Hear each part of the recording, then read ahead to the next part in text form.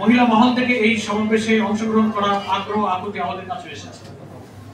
আমাদের সংগঠনের যারা মহিলা কর্মী এবং দায়িত্বশীলরা আছেন তারাও এই আগ্রহ ব্যক্ত করেছেন। এটা নিয়ে আমাদের কেন্দ্রীয়ভাবে সম্মানিত আমির জামাতের উপস্থিতিতে আমরা বিস্তারিত আলোচনা করেছি যে এই বিশাল জাতীয় মহাসমাবেশে তাদেরকে আমরা অংশগ্রহণ করার সুযোগ দিতে পারি কিনা।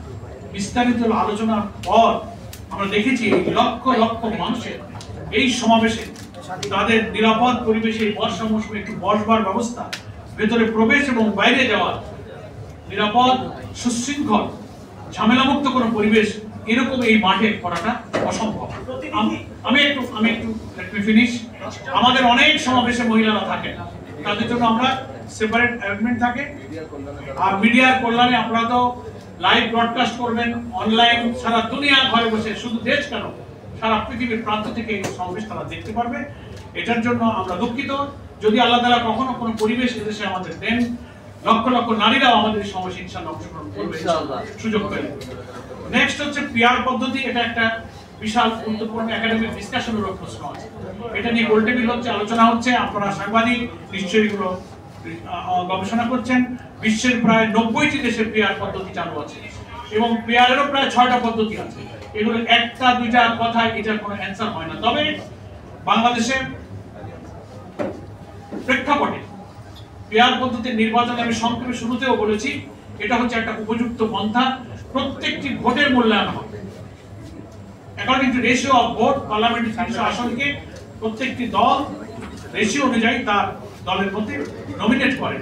এখানে কালো টাকা, বেশি শক্তি, মনোনয়ন বাণিজ্য থাকে না, একটা কোয়ালিটি পার্লামেন্ট হয়, অনেক সুবিধা এখানে আছে। সেগুলো এটা যেহেতু আজকে এই সম্মেলনটা জনসভা কেন্দ্রিক, খুব ডিসকাশনের ব্যাপার না। আমরা আমাদের দৃষ্টিভঙ্গি থেকে বলেছি জনসভায় ইনশাআল্লাহ আমাদের জাতীয় নেতৃবৃন্দ আমির জামাতের ব্যাপারে বক্তব্য রাখবেন।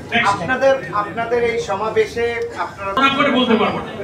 আমরা এই সংখ্যাটা অগণিত শব্দ দিয়ে বোঝাতে চাই যে সারা দেশ থেকে বিপুল পরিমাণ লোক, আপনারাই গণনা করবেন। আপনারা বিএনপিকে আমরা পুলিশ কমিশনের সঙ্গে আমাদের নেতৃবৃন্দ বসেছেন।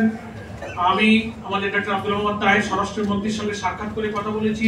স্বরাষ্ট্র উপদেষ্টা নিজেই টেলিফোন করে কালকে আমাদের জনসভার সিকিউরিটি এবং ব্যবস্থাপনা সম্পর্কে খবর নিয়েছেন। বিভিন্ন এজেন্সি এ ব্যাপারে কাজ করছে। আশা করছি আমাদের নিজস্ব স্বেচ্ছাসেবক আমাদের ব্যবস্থাপনা নিয়ে আমরা আশা করছি আল্লাহ তাআলার সাহায্য পেলে, আপনাদের সহযোগিতা পেলে ইনশাআল্লাহ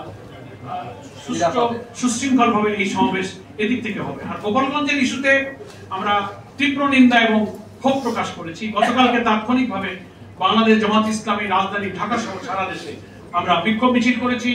আমাদের সম্মানিত আমির জামাত এই ঘটনা ঘটার পরই স্বরাষ্ট্রমন্ত্রী এবং দেশের খুব উচ্চপদস্থ গুরুত্বপূর্ণ এজেন্সির সঙ্গে সরাসরি কথা বলে যখন গোপালগঞ্জে এনসিপি নেতৃবৃন্দ আটকা পড়ে গেলেন ডিসি অফিস, এসপি অফিসে, তাদেরকে রেস্কিউ করার জন্য সরাসরি গুরুত্বপূর্ণ জায়গায় আমাদের আমির জামাত নিজেই মনিটর করেছেন, কথা বলেছেন।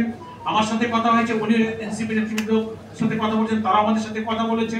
আমরা তীব্র নিন্দা জানিয়েছি, আমরা তাদের পরামর্শ দিয়েছি।